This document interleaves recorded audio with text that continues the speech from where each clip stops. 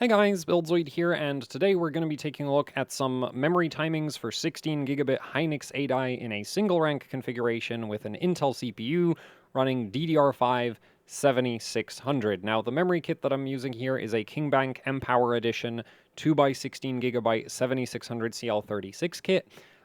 This kit was sent to me by Kingbank at my request, and the reason I requested this memory kit is because I thought, hey, DDR5-7600, there's a decent chance that the XMP profile on this actually works with my Intel CPUs. Because I have a couple Intel CPUs. None of them are particularly great as far as I'm concerned.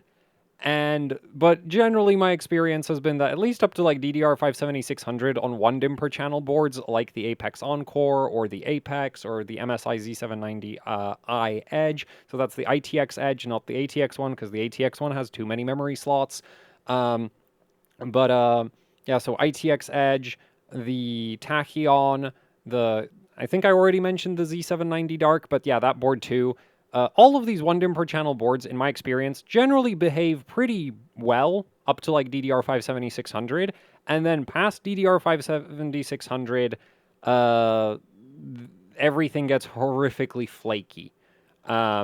So like I have some I have a DDR5 8000 rated kit, I have a DDR5 7800 rated kit, and it's just really frustrating when you have memory kits that like you can't even, I can't even get them to work at their rated speeds. So when I saw that, this was kind of an opportunity to get a 7600 kit to test, so I took it. And I am very pleased to report that the XMP on this memory kit does, in fact, just work with the Apex Encore.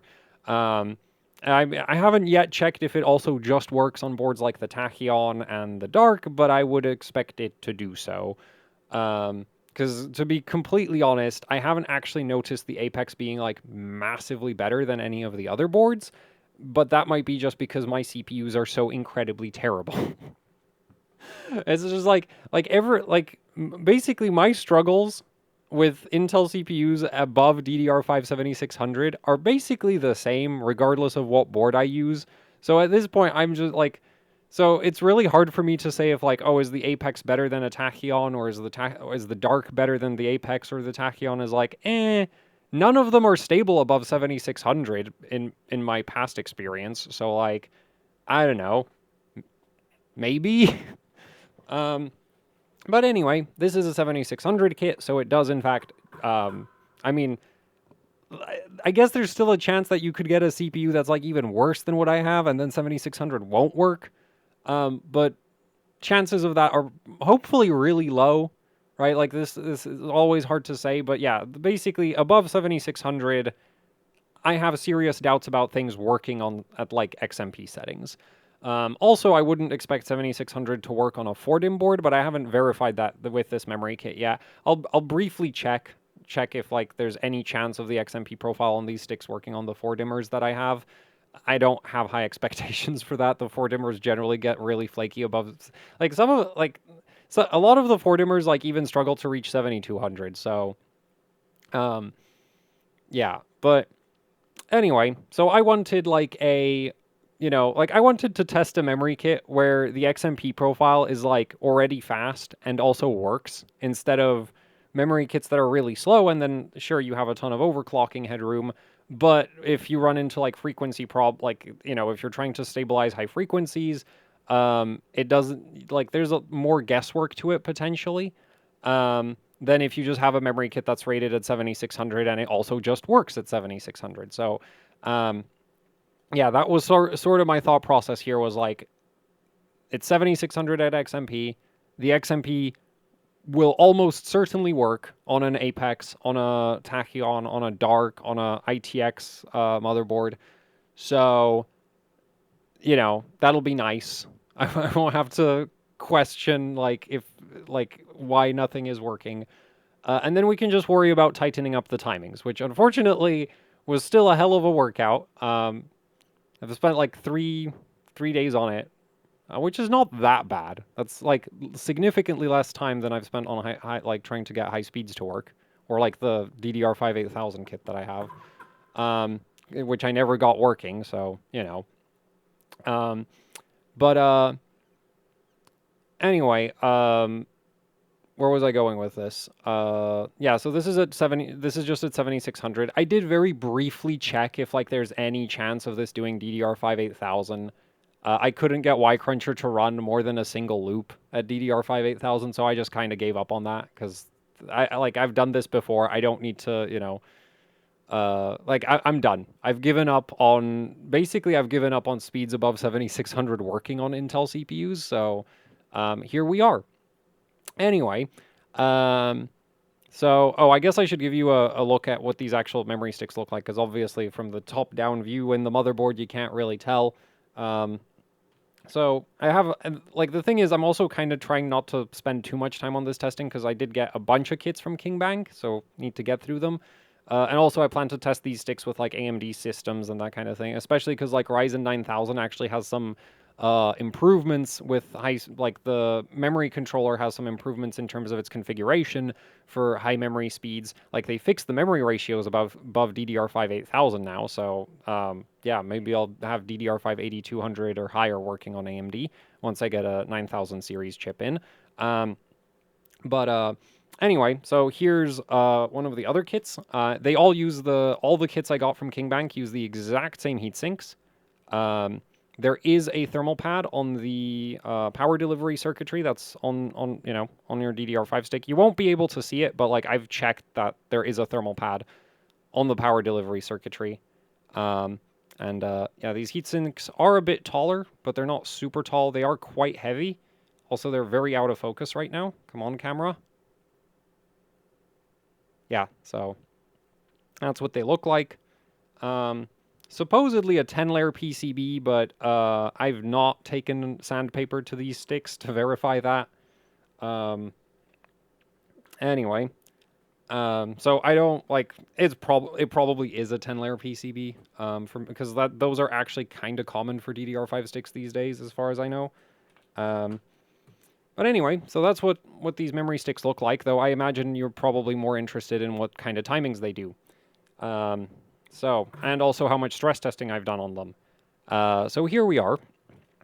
The temperature's maxed out at like 50 degrees Celsius. Mind you, the ambient air temperature is around 26 degrees Celsius in the room, so it's not as cold as like it sometimes is. Also, I do actually have like the radiator that's cooling the CPU is actually blowing at the memory sticks. So the memory sticks aren't exactly getting room temperature air, but it's probably cooler than, say, a hot box case with a 4090 in it. Also, that fan is actually going quite fast because I forgot to do anything about the fan speed on it, and it maxes out at like 2700 RPM. Anyway, so yeah, throughout testing, the memory sticks maxed out at like 50 degrees Celsius. Interestingly enough, these don't seem to have the temperature sensor bug that I've seen on like a bunch of other DDR5 kits, though that might be like a BIOS thing. But that's like a really common issue I've run into in the past with DDR5 sticks, is that they all bug out to like 63.8 degrees Celsius. Like especially after like 19 hours of runtime, it's just inevitable that the memory sticks just read out 63.8 degrees Celsius is like their max operating temp, even though they never went above like 55 or something. So I'm not sure if like Kingbank is specifically doing anything, or if this is just like the newer BIOS, because we are on the latest BIOS with the 0129 microcode. Like, if this is just like the new BIOS actually just not having that temperature sensor bug or something, like, I don't know. But it's kind of nice to have a temperature, like a max temperature readout that doesn't bug out after a few hours of runtime. So, again, I might have to check if it happens. Man, I might have to check if that happens with other memory sticks. Also, I am running them at quite high voltage, though interestingly enough, these sticks don't run like, the temperature isn't really that different compared to when I ran them at 1.45 volts, because the XMP on these is 1.45 volts. Yeah, that also runs at like it's a bit cooler, but not massively cooler. So, yeah, that's just kind of that. So not really like yeah. So that's just like a thing that I noticed.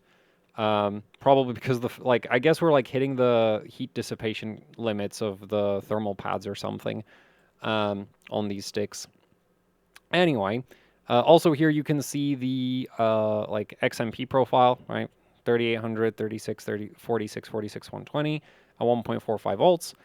There's also a 7600 Expo. Funnily enough, that actually could work. The main issue with an Expo profile of like 7600 is that it's probably gonna be slower. Well, it's like in terms of performance, it's gonna be roughly comparable to DDR5-6200 on AMD.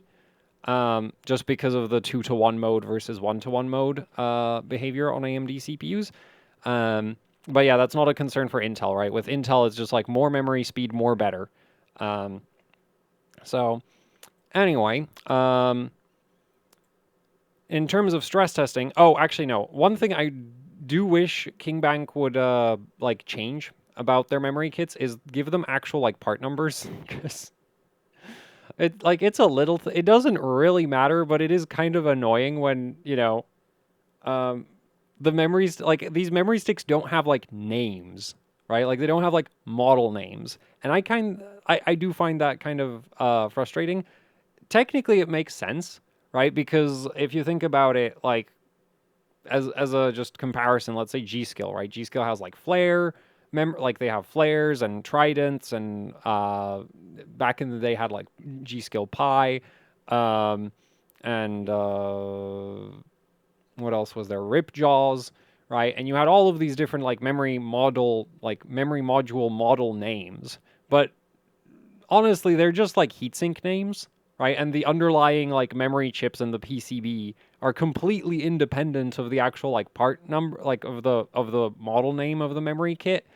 So like it kind of makes sense that like Kingbank doesn't bother with that, because like yeah, you know, but it would be at the same time it would be kind of nice to at least, you know, be able to point out specific heat sinks. Because they do have a few different options, like they do offer memory sticks with a few different heatsink designs, and so, you know, it's kind of like, oh, I want the ones with the black heatsink or the white heatsink, because there isn't really a name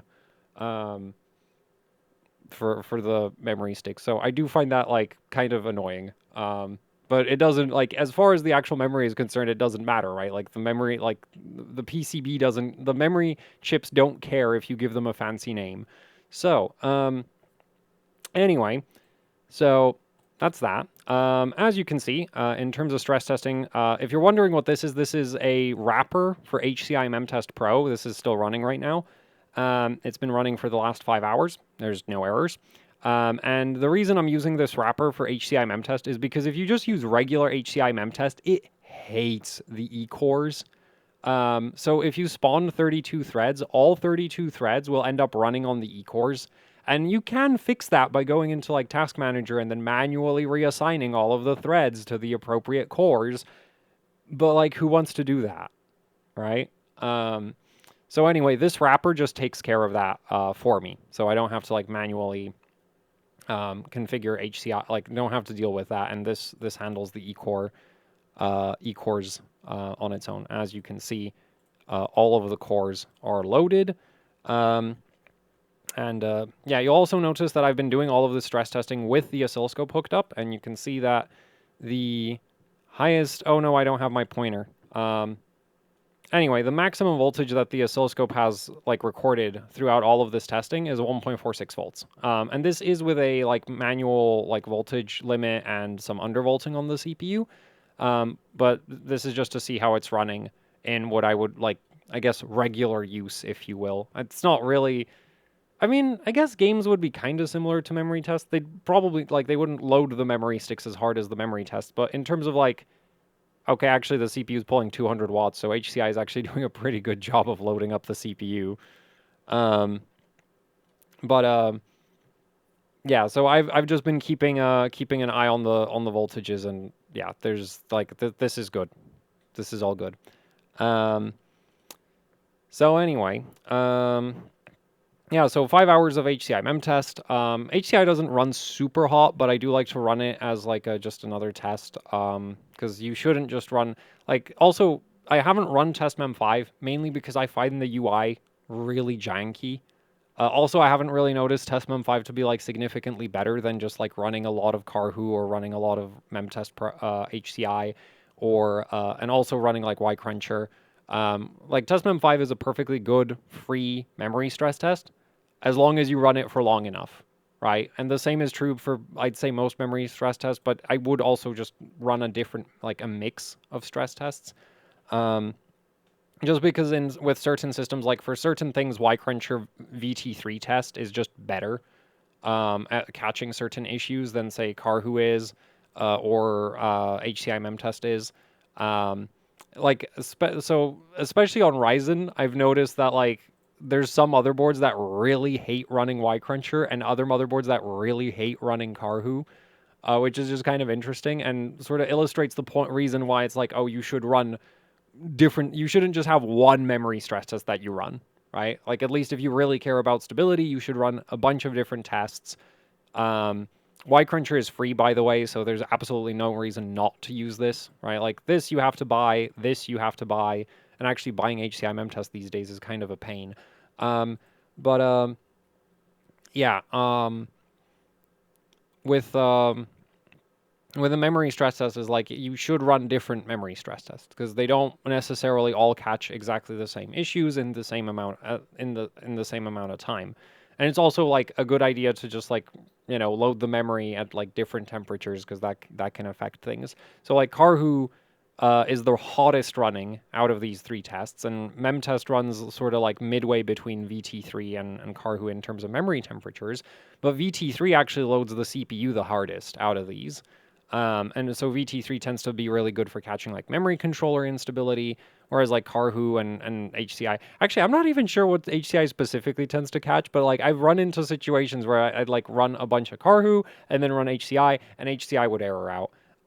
Though it could have also been that if I just ran Carhu for longer, it would have also errored out, right? It's one of the funny things with memory testing, but it doesn't hurt to have variety in your workloads, right?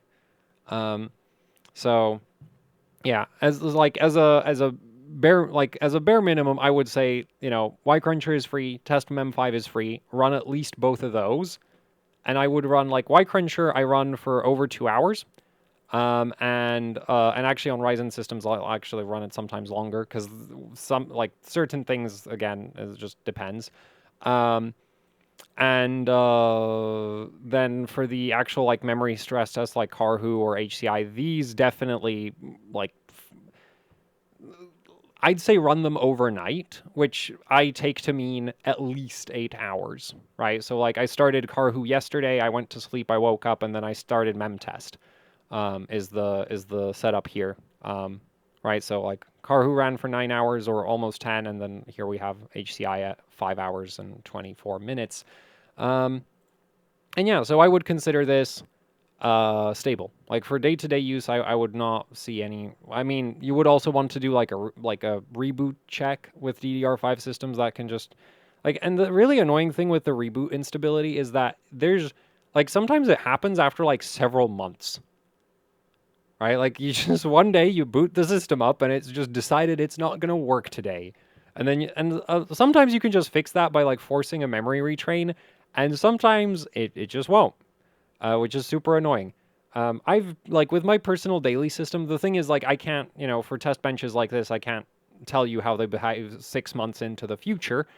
Um, but for my personal system, it's like I've run into that whole like, oh, I boot it up someday and then it's just not stable that day. Generally, I've always been able to fix that with just a retrain, but that's an AMD system.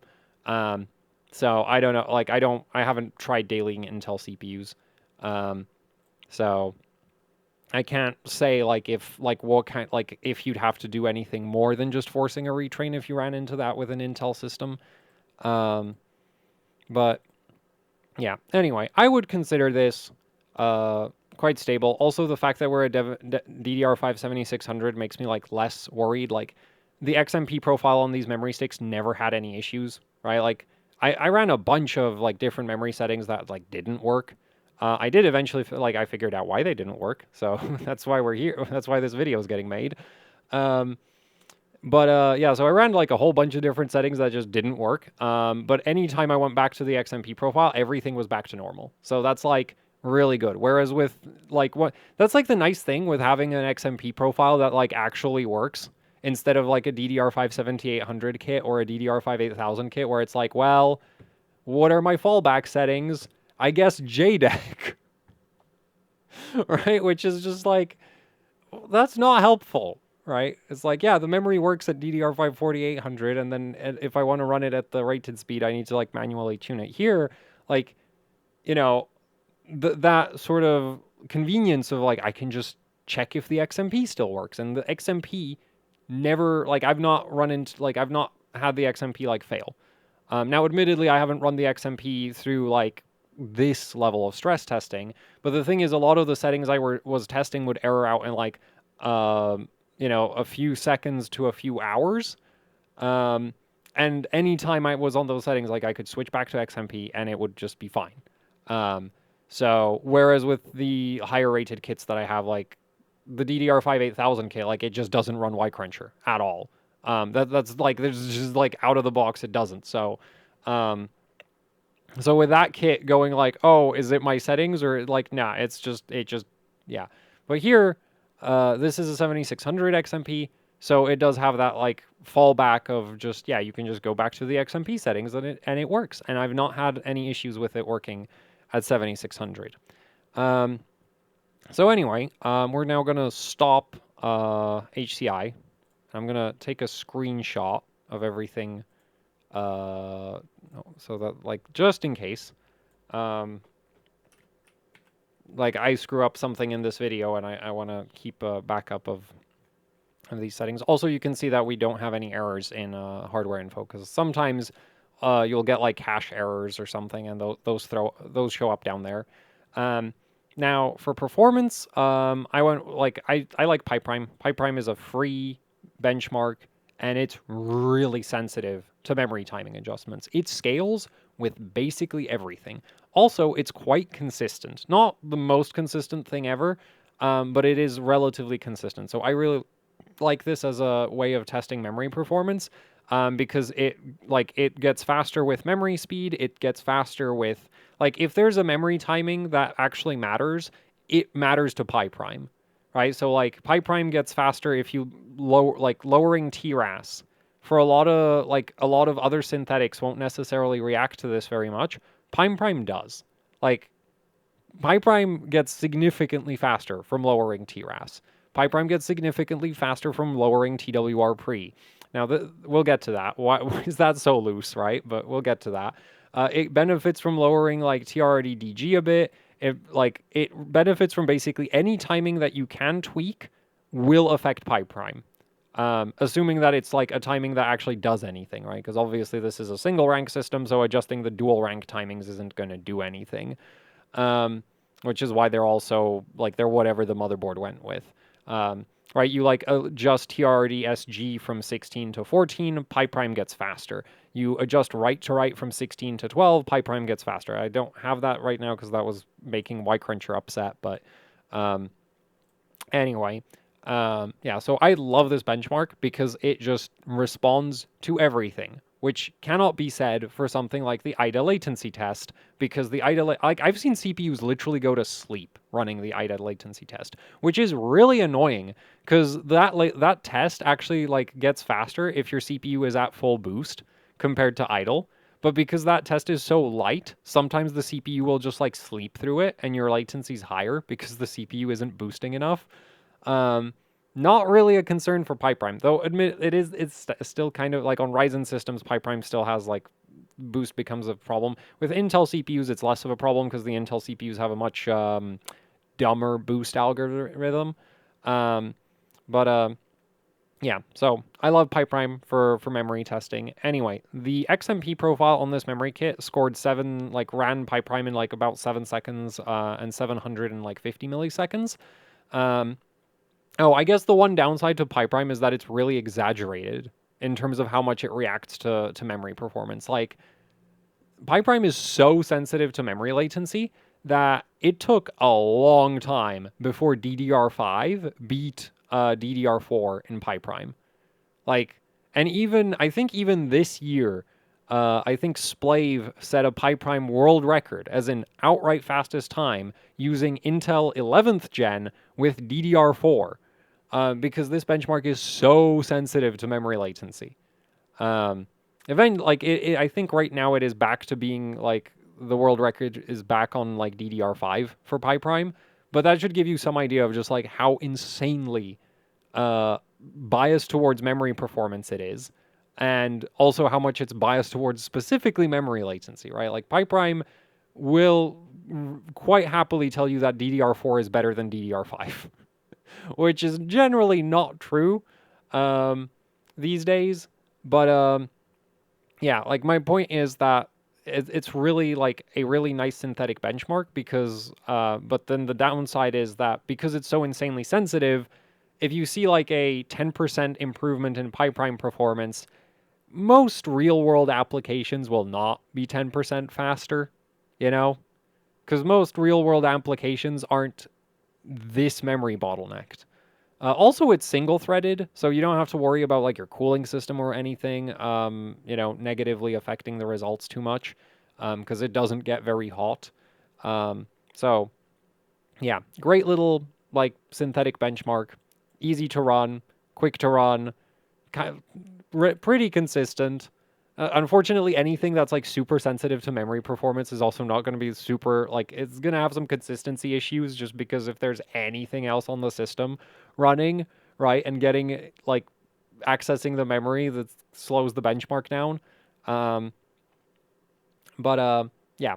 So anyway, shaved off about 0.06 of a no, 0.6 of a second in PyPrime by tuning the memory timings on this kit.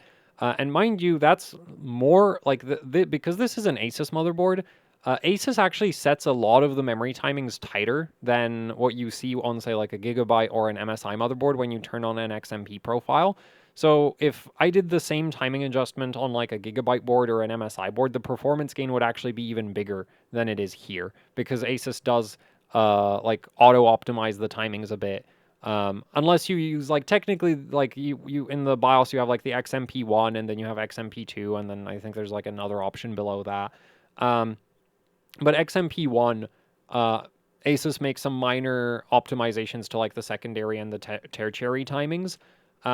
So yeah, just worth pointing that out. So 7.145 seconds with the tuned timings.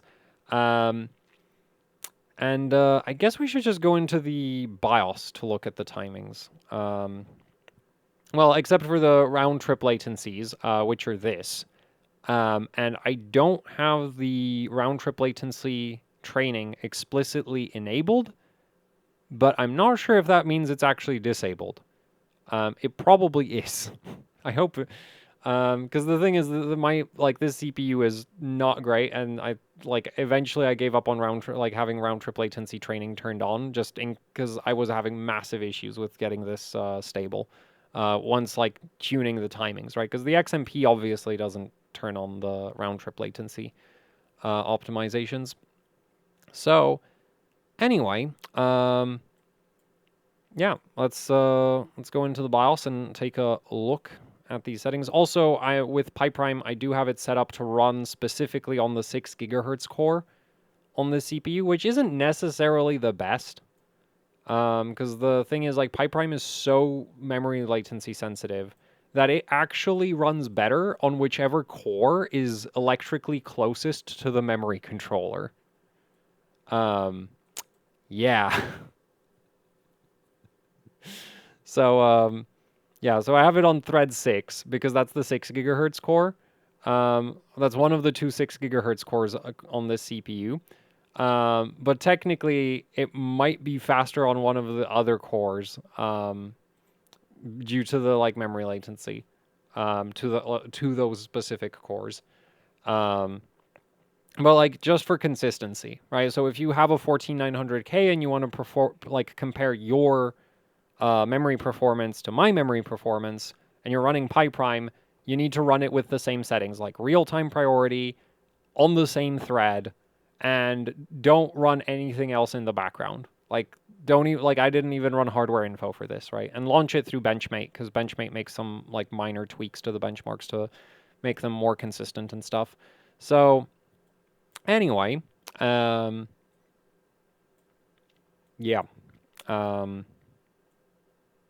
I am thinking about in the future compiling like a big reference list of pi prime performance numbers, just so that like, you know, it's easier to like take a glance at a pi prime score and go like, this is fast, this is slow. Because as memory biased as pi prime is, it does still scale with CPU performance a bit. Right? So if like if you look at the pi prime world record right now, I think it's done with a CPU running at like 8 gigahertz. Because it does, like, ultimately anything, like any memory access ultimately has to go all the way to the cores, right? Like if you're gonna read some memory, that memory has to go all the way to the cores. Even the like IDA latency benchmark scales with memory speed. I mean, CPU core clock. It just scales less than pi prime does, because pi prime's actually trying to calculate like a big prime number. Whereas IDA is like basically just pinging the memory stick, which is also why it's not so great as a like performance test, and doesn't respond to a whole bunch of timing adjustments, because yeah, if you're just sending a single read operation to the memory stick, there's like the very few timings are actually involved in that, whereas if you're actually trying to calculate something, a lot of timings get used. Even if that calculation is actually very memory latency bound, and not memory bandwidth bound, right? Because it's single threaded. So it doesn't need to read a lot of data. It just needs to read it really, like, it just, like, there's, yeah, so this is like a latency benchmark. So anyway, let's go into the BIOS and look at what I've done to these memory sticks to get these results. Other than the fact that I bumped the memory voltage to the VDD voltage to 1.65, which I would consider perfectly safe. The main concern with that much memory voltage is cooling. I would definitely say that like you need a fan at that point. And you should like keep an eye on the temperatures. I wouldn't run that voltage if the memory sticks are above like 60 degrees Celsius. Anyway, so here we are in the BIOS. Yeah, like this is basically just like a souped up XMP profile was my approach to this. So system agent is on auto, which 1.23, it's actually, I think the setting is actually 1.25 volts because the system agent voltage is a bit lower than the like set voltage for system agent on the CPU. Fun fact, system agent isn't generated, like this voltage isn't generated by the motherboard. This is generated inside the CPU. So anyway, so that, like, the board defaults to 1.25 volts for this memory kit for system agent, and that ends up at 1.233, and it's stable, right? Like the XMP always worked, and these settings also just passed all of the stress tests that I ran. Input voltage is on auto because it doesn't really, like, sometimes raising this a little bit can help, but a lot of the time it just doesn't matter. So there's not really any reason to worry about that. VDD voltage at 1.65. This might be higher than it needs to be. The main reason for that is like, so in order to get CL32 working, I guess we should have gone through the timings first. So let's go through the timings first. So cast latency at 32. This is why the VDD voltage is so high, because if you want to run low cast latency, yeah, you just have to raise memory voltage. That's all there is to it. And I will, you know, I've said it before, and I'll say it again, cast latency doesn't really matter that much. Like, I know it's the first timing that you see in the BIOS, but from a performance perspective, it's actually not that important. So massively increasing your memory voltage to get your cast latency down is like I'd do it. But it's not really like from like like if your priority is to get like good performance efficiently, not that I would really concern, like the thing is it's a memory stick, it doesn't pull that much power, so it doesn't really matter if it's at 1.45 volts or 1.65 volts. But you know, if you don't want to be running massive voltages, then you basically have to just accept looser cast latency. And everywhere else, you don't really lose anything.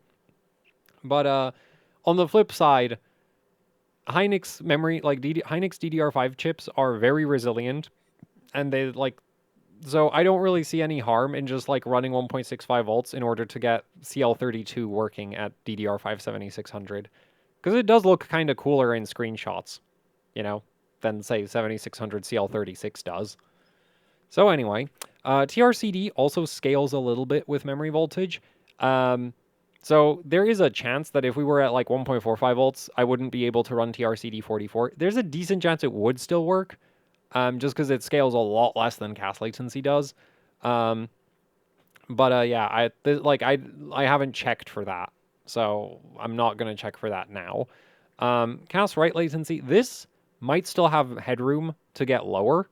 But it also isn't super important from a performance perspective. Like Pi Prime does actually like benefit a little bit from this timing.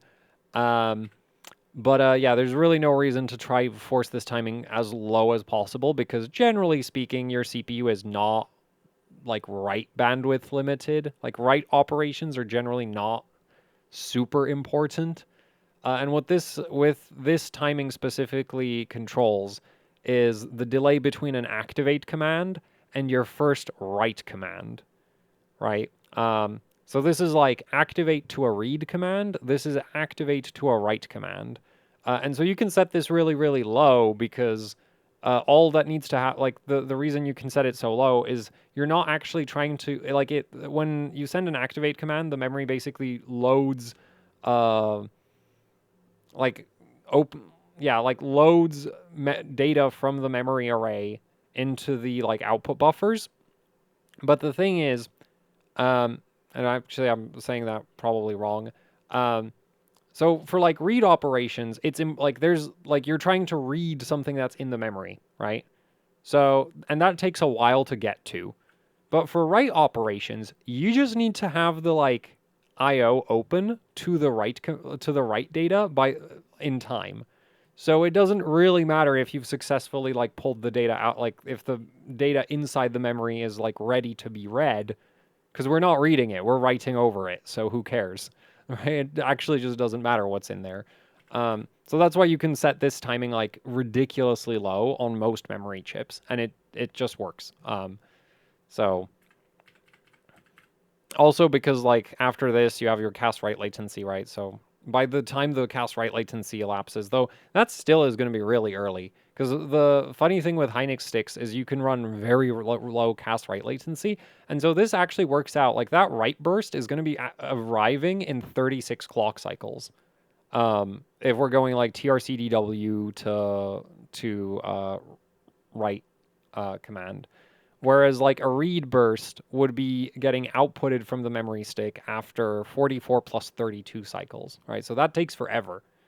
To like read some, like the delay between opening a row and reading something from it is forever. The delay between like opening a row and writing something to it is like 36 cycles with the settings that I have here.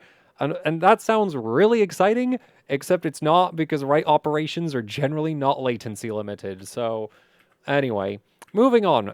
RAS to pre 38 on Hynix 8i, you can typically run pretty low TRP. So yeah. And below this, it stops being stable. So that's why it is what it is. TRAS at 48. I did test, like, actually, Pi Prime will get significantly faster if you lower TRAS, like, RAS all the way down to 30. But it's also not stable. Like, it won't pass stress tests anymore. So, yeah, 48 it is. This isn't minimized. 44 might have worked, but I did run some stress tests with 40, and 40 was, like, erroring out. So this is probably pretty close to the limit at this point. Anyway, then RRD, L, and S is at 8.8, because 8.4 actually is probably fine, though it really doesn't affect performance very much. Like, Pi Prime kind of picks up on it, but everything else actually just doesn't care. TRRDL does not go below 8. Or it doesn't do 4, and I don't really see a point in, like, tuning TRRDL by, like, 1 tick. Okay, that there's just, like, maybe 7.4 would work, but like 7.4 and 8.4 is kind of the same thing in terms of actual performance, and 8.8 is also kind of the same thing. So, in the interest of getting this done soon, because Kingbank did send me a whole bunch of memory kits, so I have a lot of RAM to test. Yeah, I decided not to bother with like minimizing TRRDS because for most applications, like with DDR5, your burst length is 8 cycles, right? So being able to activate rows in less than 8 clock cycles doesn't like it does have some scheduling benefits.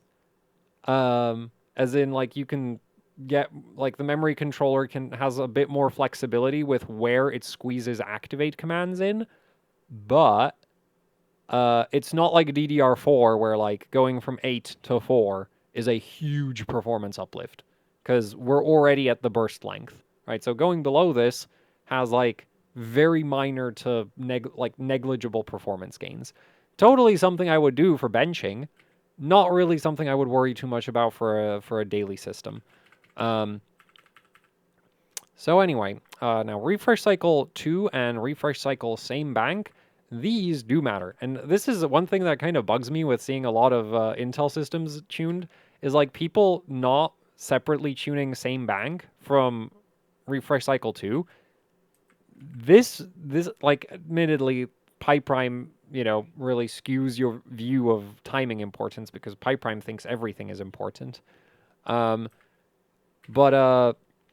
yeah, like generally speaking, you can run like with Hynix ADI, you can run, these aren't even minimized as they are now, but this is just a bit faster. Also, ASUS defaults to 480 actually, it defaults to 480 and 493 with the ASUS like XMP1 option, right? So that's this option right here.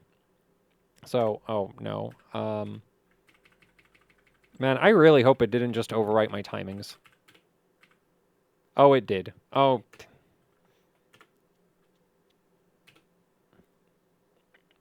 Wait, it's going to boot into Windows now. Oh, no.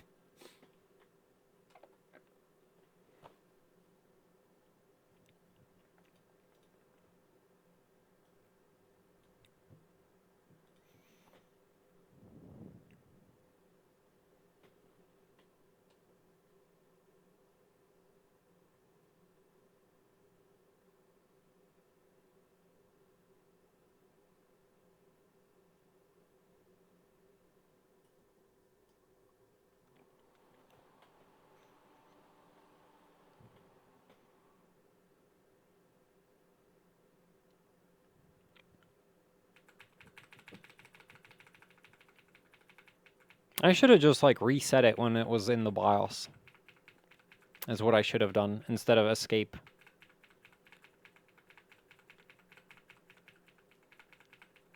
And by that I mean hitting the reset button. Anyway, so back to my timings.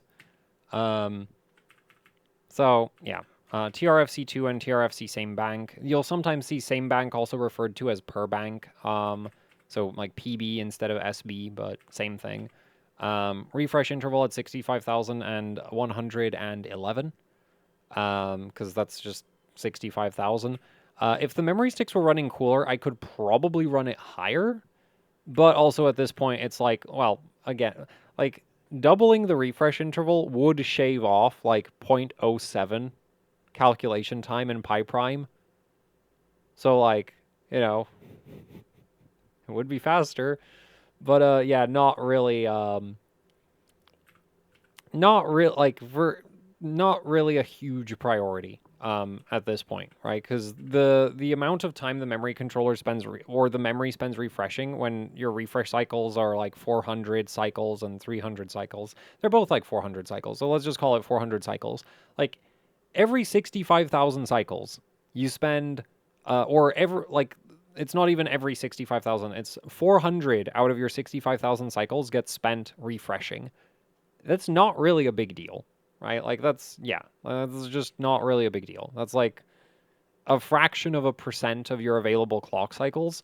So like the performance gains past this point from increasing refresh interval are very negligible. I've left 4 activate window on auto because it defaults to 32, right? So, and with our TRDs of 8.8, a 4 activate window of 32 is just like, yep, that's what it should be. TCKE at 8. This might go lower, but it's also not super important. And then DRAM write latency is at 20. It might go lower than this, but it doesn't matter that much. And yeah, so I'm happy to leave it at 20 at this point. I don't want to have to run any more stress tests on this. Again, like I have 2 more memory kits to get through. So yeah, and 20 is already very low. And this varies by memory kits. Like some Hynix kits will not go this low on the write latency, but a lot of them do. Like, it is pretty common for Hynix memory sticks to just do absolutely just, like, write latency settings that look broken, right? Which is what this looks like, because it's a freaking 20. Like the auto rule for DDR5 is that write latency is supposed to be cast latency -2. Yeah, this is -12. And it would probably even work at 16, which would be -16. So... yeah, anyway, so that's just kind of ridiculous. For memory training algorithms, I don't believe I changed anything. Yeah, I didn't change anything. If you have a better memory controller, you can probably get away with, where is it? Turning this on. And that'll sort of bring down your RTL timings and improve your memory latency a bit, but, this memory controller is potato, so we're not doing that. Anyway, read-to-read same group is at 16. Read-to-read different group is at 8. 14 is faster, but I'm actually, like, that seems to have issues with running Y-Cruncher. So, 16 it is.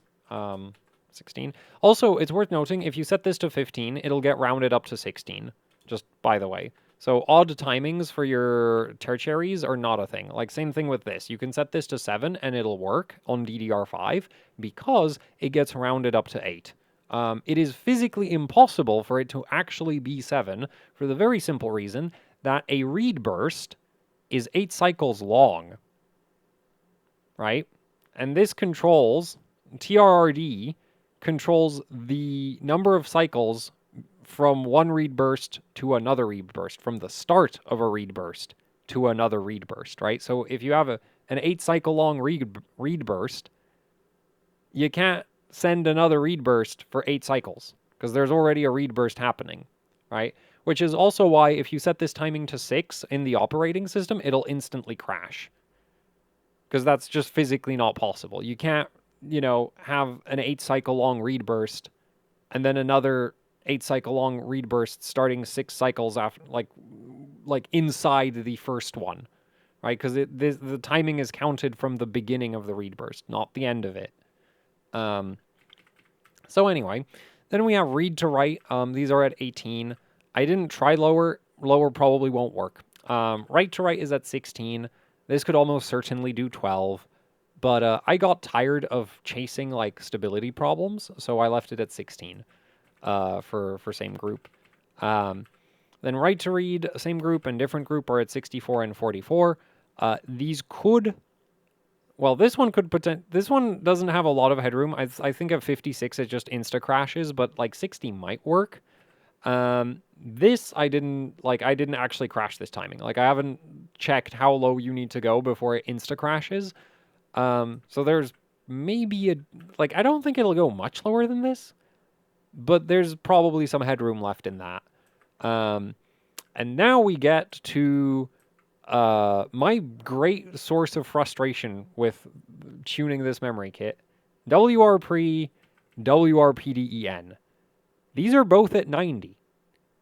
Why? Well, because if I set them to 80, it crashes.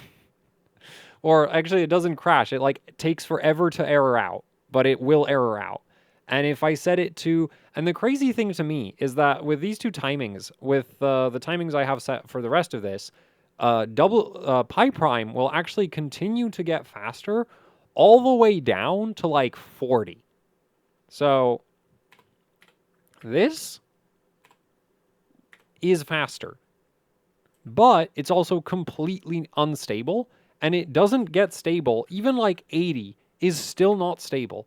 And what's crazy to me about this is that what these two timings control is so not this one, but what this one controls is the write to pre-charge delay. So the thing is, the DDR5 spec for the TWR timing, which is write recovery, which is like measured as the time between the end of a write burst and a pre-charge command, is 48 clock cycles, right? So if you do the math on this, I have a cast write latency of 20 cycles, right? So I send a write, so the memory controller sends a write command, then 20 cycles later, it sends the write burst, and the write burst takes 8 cycles. So 28 cycles later, the write burst is over, right? And so to calculate TWR, you basically take WR pre and subtract cast write latency as well as one write burst from it.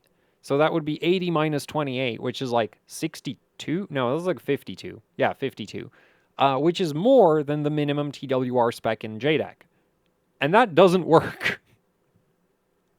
And I have no idea why. And I've like tested like if lowering cast write latency changes this behavior. It doesn't. The one thing I haven't tested is if like 90 stops being stable if you set cast write latency really high. So yeah, I'm super confused about why this is, but like I've tried write to pre-charge below 90, a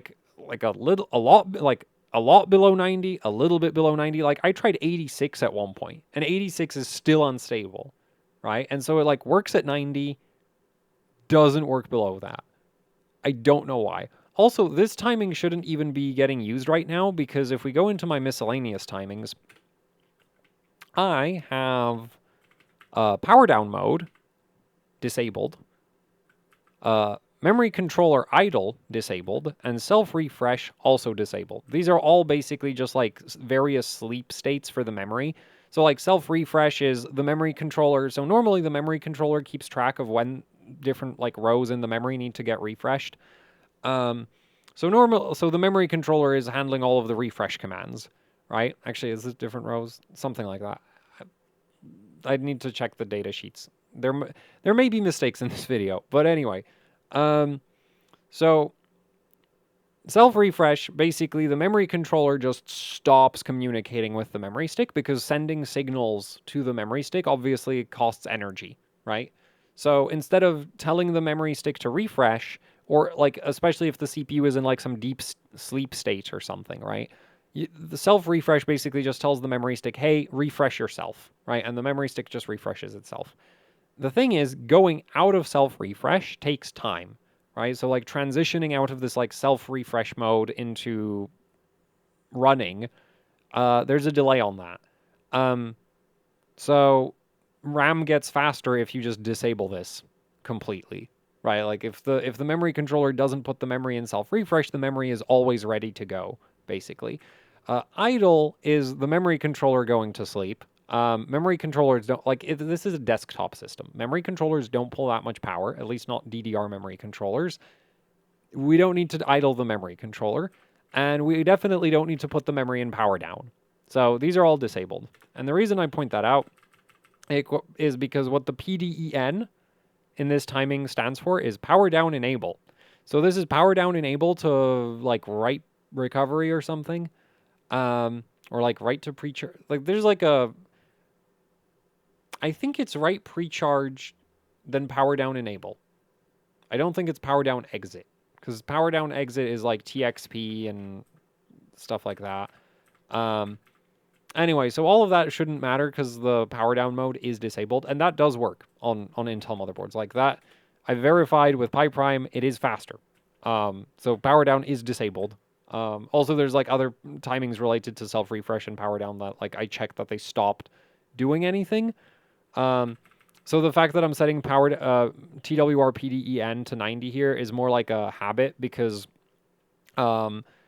a lot of the memory, like the memory timing checking utilities for Intel CPUs, for some reason that I don't understand, calculate the TWR timing from this timing, which doesn't make any sense to me, but they just do that. So yeah. Anyway, TREFI X9 is set to 255. This is the memory controller's ability to like delay uh, refresh operations. So basically the memory controller can like, you're supposed to so TREFI says, oh, you're supposed to send a refresh command every 65,000 cycles, you're supposed to send a refresh command. Well, in certain situations, it might be beneficial if you could just like not do that like 9 times in a row, right? So, and then you have to do all 9 refreshes at once. So that's what this controls. And funnily enough, I'm pretty sure even set to 255, it's not high enough to actually like cover 9 delayed refreshes at 65,000 refresh interval. So yeah. But that's what that does if you were wondering. So this is more important if your refresh interval is really short. But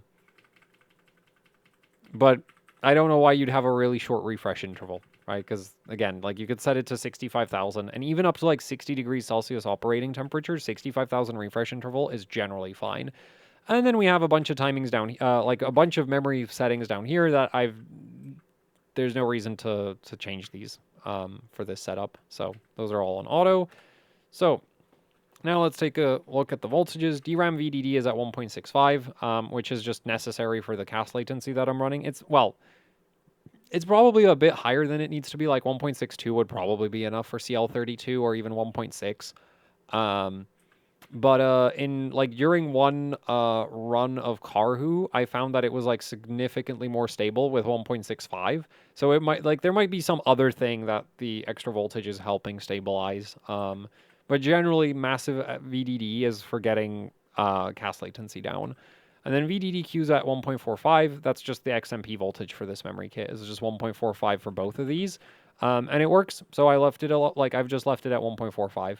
At one point, like I did try lowering this and raising this voltage, but that didn't help. It turns out like not 100% of my stability issues were related to WR pre, but like 90 something percent of my stability problems were related to me basically trying to set WR pre too low. So yeah. Anyway, that's that. And then memory control. So IVR transmitter VDDQ on auto right now it's at 1.35 volts. So that's fine. And this is set to 1.4, and then it's just not reaching that voltage. So yeah. So like if I wanted to like lock in the settings that the board is currently running on its like auto, this would be 1.35. And this would be 1.4. I didn't bother doing that because the board sets both of those to that anyway on its own, right? And it works, so it's fine.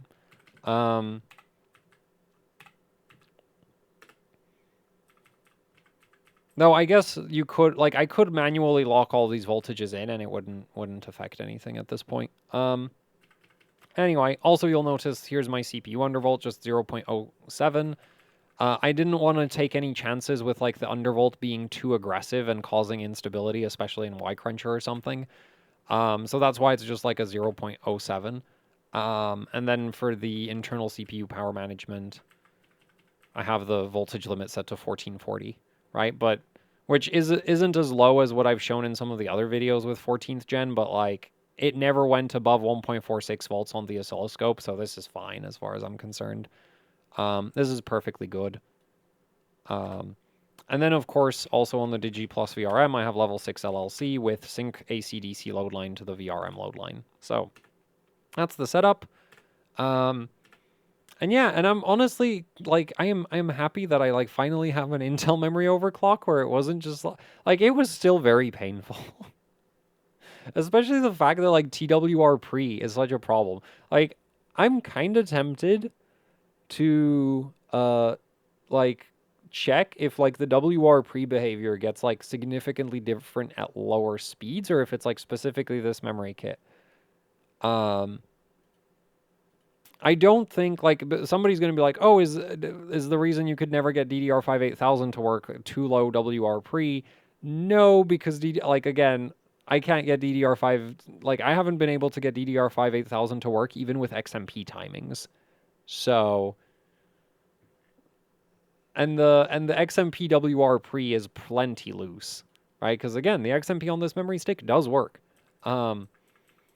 So yeah, but that was my biggest mistake with like tuning this memory kit, was just trying to push WR pre too low. And the really annoying thing is that the instability from that like it takes forever to show up.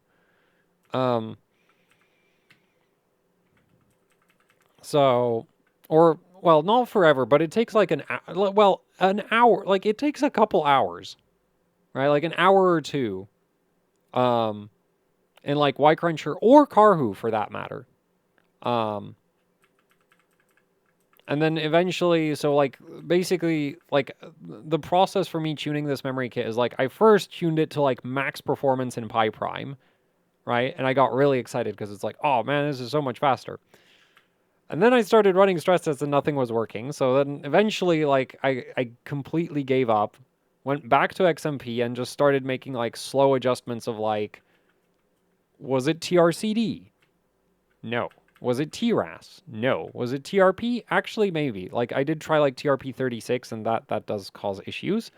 Was it TRFC? So I think, like, the first round of adjustments I'd made was, like, I didn't touch cast latency because I was still at 1.45 volts. But I lowered, I lowered TRP, TRAS, TRFC2, TRFC same bank, refresh interval, RTP to 16. This could maybe go to 12, but like I don't want to, you know, like I need to. I have more memory kits to test. This needs to get done someday. CKE to 8. I didn't yet set the write latency to 20. And then I set the tertiaries to like 16.8. These were still at 20 though. They weren't at 18. 16.8, and then 64.48. Not 64.44. And I ran that, and that was fine. For like a few hours. Like it passed Y-Cruncher, and I was like, okay, cool. And then I iterated on that by like raising the voltage up, and then tuning like like cast latency down, cast write latency down. Tighten the tertiaries a little bit more, and then I start like lowering TWR pre, and it just immediately starts breaking, and it's like, okay, it's this. it's TWR pre. Well, immediately starts breaking. It starts erroring out after like an hour or two. And that doesn't happen. Like, and it wasn't happening before I touched TWR pre, so obviously it has to be TWR pre. And so then I'm like, okay, set TWR pre to 80, and it still errors out, and it's like 90 apparently is the limit, which seems insanely high. But apparently that's the limit. So yeah, I'm not gonna argue with it anymore. So yeah, now I kind of wonder how this kit would behave on other motherboards, but at the same time, like the main concern I have, right, is like every time with Intel systems, every time I go like, oh, this will be easy, I'll just take these settings from this one from this system and I'll move it to this other system and it'll just work. And with AMD systems, that's mostly true. But you do that with an Intel system and it's not true.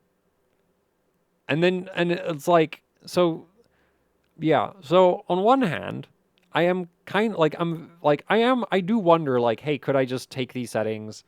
Maybe not exactly the same voltages, but like, you know, will this memory kit just run XMP on a Tachyon? I'd hope so. On a ITX MSI board on the Z790 Dark, right? Like that's what I'm wondering is like, would it mostly just work on those boards? And then could I also just apply these same timing adjustments? Because if I could, that would be really neat. But based on past experiences, that seems like unrealistic. But I do still want to like check the like XMP compatibility of this kit on a bunch of different systems or like a bunch of different boards. Because it is like this is the what I would consider the upper limits of like sensible XMPs, and I don't have like I might try it with some 4-dimmers. I fully expected to just not work on the 4-dimmers at XMP. Because 4-dim boards are just, yeah, they have too many dim slots. What do you expect? But I am kind of hoping that at least on the 1-dim per channel boards, this will just behave. Um, so yeah. Anyway, hopefully you find this somewhat useful. If not, I will admit these aren't exactly impressive memory settings, but they work. So, you know, and they shouldn't be too much of a pain to replicate, I think. So, you know, that. So big thank you to Kingbank for the memory kit, ASUS for the motherboard, Intel for the CPU. Actually, I wish they sent a better CPU. But anyway, so yeah, thanks to everybody for the hardware. And thank you for watching. Like, share, subscribe, leave any comments, questions, suggestions down in the comment section below if you'd like to support what I do here with actually hardcore overclocking. I have a Patreon. There's a link to that down in the description below. There's also the AHOC Teespring store where you can pick up shirts, hoodies, posters, the usual YouTuber merch. And I've also got a Bandcamp. And I'm also working on developing an FPS game. There's a link to a very rough demo of it down in the description. And yeah, that's it for the video. So thanks for watching and goodbye.